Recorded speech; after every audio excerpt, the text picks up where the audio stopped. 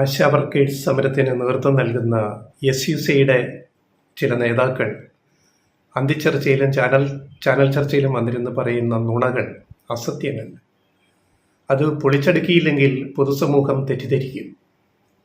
കാരണം നമ്മൾ ജീവിക്കുന്നത് സത്യാനന്തര കാലഘട്ടത്തിലാണ്, പോസ്റ്റ് ട്രൂത്ത്.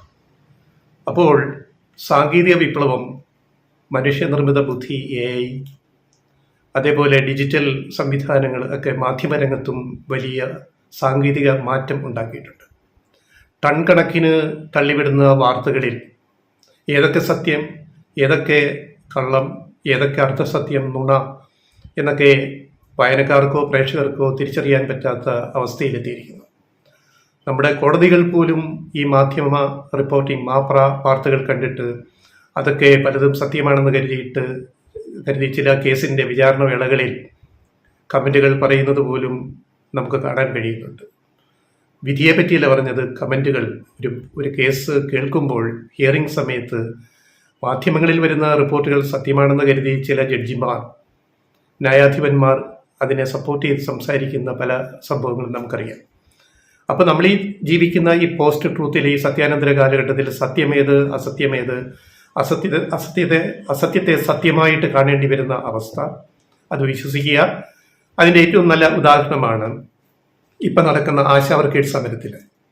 അവിടെ പ്രസംഗിക്കുന്നവർ, അതിൻ്റെ നേതാക്കൾ ക്യാമറയിൽ പറയുന്ന കാര്യങ്ങൾ, ചാനൽ ചർച്ചയിൽ വന്നിരുന്ന് പറയുന്ന കാര്യങ്ങൾ പലതും അസത്യങ്ങളാണ്. സത്യത്തിൻ്റെ കണിക പോലും അതിൻ്റെ അകത്തില്ല.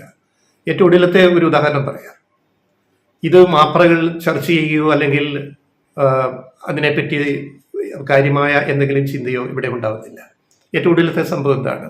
കഴിഞ്ഞ ദിവസം SUCയുടെ ഒരു നേതാവ് ഒരു ചാനലിൻ്റെ ചർച്ചയിൽ വന്നിരുന്ന് തട്ടിവിടുകയാണ്. ഒരടിസ്ഥാനവും ഇല്ലാത്ത കാര്യങ്ങൾ. ഞങ്ങളിത് ഇപ്പം പൊളിച്ചെടുക്കുകയാണ്. അതായത് പറയുന്നത് എന്താണ്? 2020 കോവിഡ് കാലത്ത് ആശാ വർക്കേഴ്സ് പ്രവർത്തകർ രംഗത്തിറങ്ങി ചെയ്ത സേവനങ്ങൾ, അത് ലോകമാകെ നാടാകെ പുകഴ്ത്തിയതാണ്. അത് കണ്ടിട്ടാണ് 2021 പ്രകടന പത്രികയിൽ LDF ആശാ വർക്കേഴ്സിൻ്റെ കാര്യങ്ങളും പരിഗണിക്കും, ആനുകൂല്യങ്ങൾ വർദ്ധിപ്പിക്കുമെന്ന് പറഞ്ഞത്. എങ്ങനെയുണ്ട്? കേൾക്കുന്നവർക്ക് തോന്നും ശരിയാണെന്ന്. ആശാ വർക്കേഴ്സിൻ്റെ കോവിഡ് കാലത്തെ പ്രവർത്തനങ്ങൾ മാതൃകാപരമായിരുന്നു. നമ്മളതിനെ എപ്പോഴും ഓർക്കുന്നുണ്ട്. നല്ലതാണ് അവർ ചെയ്തത്.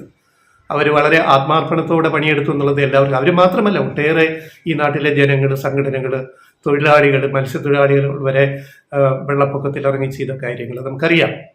അപ്പോൾ ആശാ വർക്കേഴ്സ് മാത്രമല്ല, അതേപോലെ മാതൃകാ പ്രവർത്തനങ്ങൾ ഒട്ടേറെ പേർ നടത്തിയിട്ടുണ്ട്. എങ്കിലും ആശാ വർക്കേഴ്സിൻ്റെ ആ ഒരു പ്രാധാന്യം നമ്മൾ ഒരിക്കലും കുറച്ച് കാണുന്നില്ല. പക്ഷേ ബാക്കി പറയുന്നതെല്ലാം നുണയാണ്. എന്താണ്? അതിനുശേഷം 2021 പിണറായി രണ്ടാം സർക്കാരിന് മുമ്പുള്ള ഇലക്ഷനുള്ള പ്രകടന പത്രികയിലാണത്രേ ആശാ വർക്കേഴ്സിന്റെ കാര്യം മിണ്ടുന്നത്. അതുവരെ പാർശ്വവൽക്കരിക്കപ്പെട്ട്, മാർജിനലൈസ്ഡ്, എന്താ പറയുന്നത്, വൽക്കരിക്കപ്പെട്ട് കിടന്ന ഒരു സമൂഹമാണ് ആശാ വർക്കേഴ്സ്. വനിതാ സമൂഹമാണ്. അവരെ ഇങ്ങനെയാണ് മുന്നോട്ട് വന്നത് എന്ന് പറയുമ്പോൾ ശുദ്ധ നുണയാണ്. ഒന്നാം പിണറായി സർക്കാർ വരുന്നതിന് മുന്നോടിയായിട്ട് ഇറക്കിയ പ്രകടന പത്രികയിൽ 2016 തന്നെ, ഈ പ്രളയവും കോവിഡും വരുന്നതിന് മുമ്പ് തന്നെ, ആശാ വർക്കേഴ്സിന്റെ കാര്യങ്ങളെപ്പറ്റി ചേർത്ത് പിടിച്ചുകൊണ്ടുള്ള വാചകങ്ങൾ, വാഗ്ദാനങ്ങൾ പ്രകടന പത്രികയിൽ പറഞ്ഞ ഒരു പ്രസ്ഥാനമാണ് LDF. അത് മറച്ചു വെച്ചുകൊണ്ടാണ് ഇപ്പം 21 ഇത് കൊണ്ട് അവതരിപ്പിക്കുന്നതെന്ന്. അത് ഞങ്ങൾ പൊളിച്ചടക്കി തരാം. കൃത്യമായിട്ട് തർക്കിക്കാനുള്ളവർ തർക്കിച്ചോളൂ. മാപ്രകളോടും പറയുന്നു, SUC നേതാക്കളോടും പറയുന്നു, ഈ സമരം നടത്തുന്ന സെക്രട്ടറിന് മുമ്പിൽ ഇരിക്കുന്ന ആശാ വർക്കർമാരുടെ നേതാക്കളോടും പറയുന്നു, ഫാക്ട് ചെക്ക് ചെയ്യുക, സത്യം കണ്ടെത്താൻ ശ്രമിക്കുക. എന്താണ് സംഭവിച്ചത്? 2016 ഏപ്രിൽ 21 LDFന്റെ പ്രകടന പത്രിക പുറത്തിറക്കുന്നു. അതിൽ തൊഴിൽ നയം എന്ന ഉപവിഭാഗത്തിന് കീഴിലായി serial number 577, note the point, എല്ലാവരോടും പറയുകയാണ്, ലെഫ്റ്റ് റൈറ്റ് വോയിസ് പറയുകയാണ്. ഏപ്രിൽ 21, 2016 ഇലക്ഷൻ മാനിഫെസ്റ്റോ, പോയിന്റ് 577, തൊഴിൽ നയത്തിൻ്റെ താഴെ. ഇനി അത് വായിക്കാം, ആ ടെക്സ്റ്റ് വായിക്കാം. അംഗൻവാടി ജീവനക്കാർ, ആശാ വർക്കേഴ്സ്, പാചക തൊഴിലാളികൾ തുടങ്ങിയ സ്കീം വർക്കേഴ്സിൻ്റെയും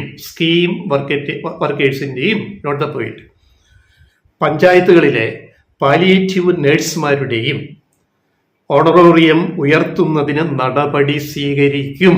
2016. ഇനി സ്വീകരിച്ച നടപടികളുടെ ചാർട്ട് ഞങ്ങൾ പിന്നാലെ പറയാം, ഓരോന്ന് സ്റ്റെപ്പ് ബൈ സ്റ്റെപ്പ് പറയാം.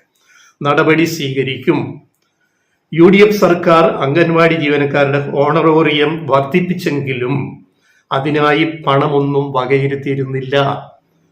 തദ്ദേശ ഭരണ സ്ഥാപനങ്ങളുടെ മേൽ ഈ ഭാരം അടിച്ചേൽപ്പിക്കുകയായിരുന്നു. മനസ്സിലായല്ലോ. ഇനി SUCI നേതാവിന് ഇനി ബാക്കി വല്ല സംശയമുണ്ടോ? ഈ ചർച്ച നടത്തിയ ഈ ചാനലിലെ ജഡ്ജിക്ക് അഭിപ്രായ വ്യത്യാസമുണ്ടോ? ഈ ഞങ്ങൾ ലെഫ്റ്റ് റൈറ്റ് വോയിസ് പറയുന്നത് സത്യമാണോ അല്ലയോ എന്ന് ചാലഞ്ച് ചെയ്യൂ. സത്യം സത്യമായിട്ട് കൊടുക്കണം. അതാണ് വാർത്ത എന്ന് പറയുന്നത്, അതാണ് മാധ്യമ പ്രവർത്തനം എന്ന് പറയുന്നത്. ഒരു സമരം ചെയ്യുന്ന നേതാക്കളും ഹോംവർക്ക് ചെയ്യണം. അബദ്ധങ്ങൾ മൈക്കിലൂടെയോ അല്ലെങ്കിൽ ചാനലിലോ വന്നിരുന്ന് പറയാൻ പാടില്ല. പറഞ്ഞാൽ ഞങ്ങൾ ഇതേപോലെ ചോദ്യം ചെയ്തിരിക്കും, ഒരു സംശയവും വേണ്ട. ഇനി അപ്പോൾ ആശാ വർക്കേഴ്സ് എന്ന് പറയുന്നത് SUCI നേതാവിന് അവഗണിക്കപ്പെട്ട പേരായിരിക്കും. പക്ഷേ 2016 തന്നെ LDF സർക്കാർ അധികാരത്തിൽ വന്നപ്പോൾ അവരെ ചേർത്ത് പിടിക്കുന്നതാണ് അവരുടെ പ്രകടന പത്രികയിൽ ഈ പറഞ്ഞ വാചകങ്ങൾ എന്നുള്ളത് മറന്നു പോകരുത്. സമരം ചെയ്യുന്ന ആശാ വർക്കേഴ്സിന്റെ നേതാക്കന്മാരും അവിടെ വന്നിരിക്കുന്ന പാവം ആശാ വർക്കേഴ്സും ഇത് മറന്നു പോകരുത്. നിങ്ങളെ ആരാണ് ചേർത്ത് പിടിച്ചത് എന്ന് മറന്നു പോകരുത്. ഇനി അതിന്റെ കണക്ക് പറയാം. LDF ഒന്നാം ഗവൺമെന്റ്, പിണറായി സർക്കാർ ഒന്നാം ഗവൺമെന്റ് അധികാരത്തിൽ വരുന്നു 2016. അന്ന് ഓണറോറിയം ആശാ വർക്കേഴ്സിന് വെറും 1000 രൂപയായിരുന്നു. തർക്കിക്കാമോ?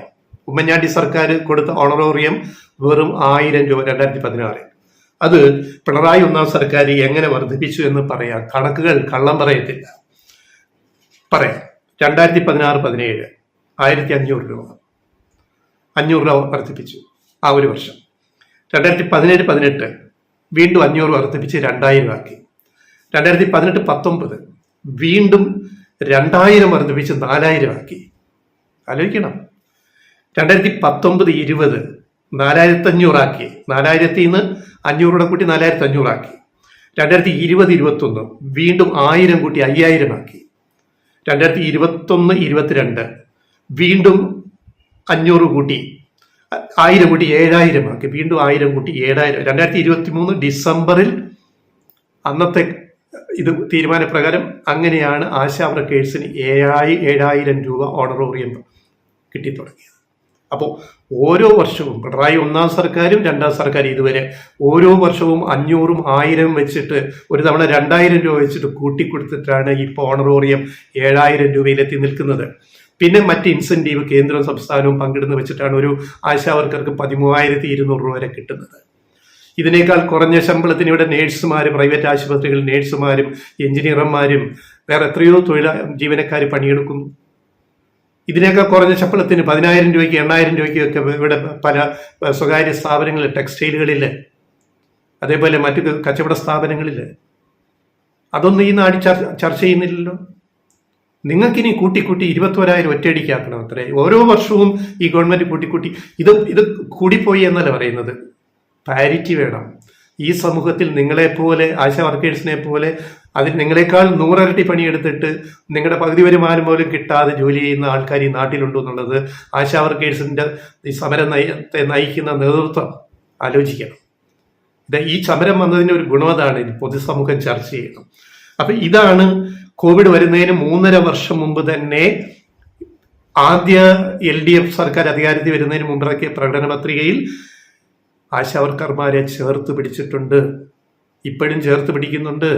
ഇനിയും നിങ്ങളുടെ കൂട്ടാനാണ് ഞങ്ങളുടെ ആഗ്രഹം. പക്ഷേ കേന്ദ്രത്തിൽ നിന്ന് തരണ്ടേ? ഇപ്പൊ ആന്ധ്ര ഗവൺമെന്റ് ആശാവർക്കർമാർക്ക് വാരിക്കോരി കൊടുത്തു എന്നാ പറയുന്നത്. ഏതാ ഇപ്പോഴേ എന്താ കാര്യം? കേന്ദ്രത്തിൽ നിന്ന് ഇഷ്ടം പോലെ ഫണ്ട് ആന്ധ്രാപ്രദേശിന് കിട്ടുന്നുണ്ട്. എന്താ കാര്യം?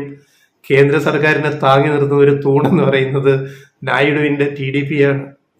അപ്പൊ ആന്ധ്രാപ്രദേശിന് ചോദിച്ച അപ്പൊ തന്നെ പൈസ കൊടുക്കും. അപ്പൊ അവരുടെ ഖജനാവിൽ പൈസ ഇഷ്ടം പോലെ ഉണ്ട്, അവർക്ക് വാരിക്കൊരി കൊടുക്കാൻ പറ്റും. അങ്ങനെ ആശാ വർക്കേഴ്സിന് അവര് കൂട്ടിക്കൊടുത്തു. സത്യമാണ്.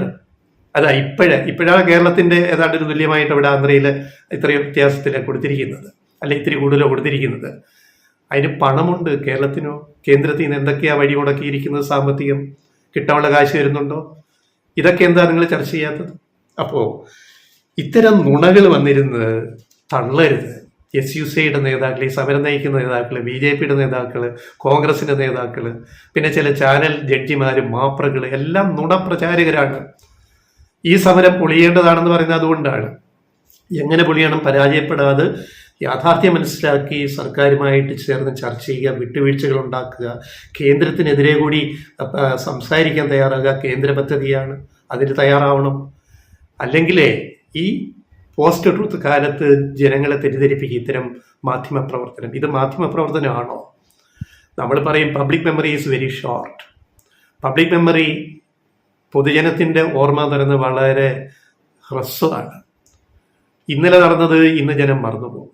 ഇന്ന് പറയുന്നത് സത്യമാണെന്ന് വിശ്വസിക്കും. ഇപ്പം 2016 തന്നെ ആശാവർക്കർമാരെ ചേർത്ത് പിടിച്ച പ്രകടനപത്രിക LDF ഇറക്കി എന്ന് പറയുമ്പോൾ ഇന്ന് എത്ര പേര് അത് ഓർക്കുന്നുണ്ട്? ഞങ്ങൾ വീണ്ടും ഓർമ്മിപ്പിക്കേണ്ടി വരുന്നത് എന്തുകൊണ്ടാണ്? പബ്ലിക് മെമ്മറി ഷോർട്ട് ആയതുകൊണ്ട് ഞങ്ങൾ ഇടയ്ക്കിടയ്ക്ക് ഇങ്ങനെ ഇടപെടേണ്ടി വരും. ഇങ്ങനെയാണ് കാര്യങ്ങൾ, നിങ്ങൾ പറയുന്നത് നുണയാണ് എന്ന് ഞങ്ങൾക്ക് പറയേണ്ടി വരുന്നുണ്ട്. അത് ഡാറ്റ വെച്ചിട്ട് പറയുന്നത്, സത്യങ്ങളാണ് ഞങ്ങൾ പറയുന്നത്, ഒരു സംശയവും വേണ്ട.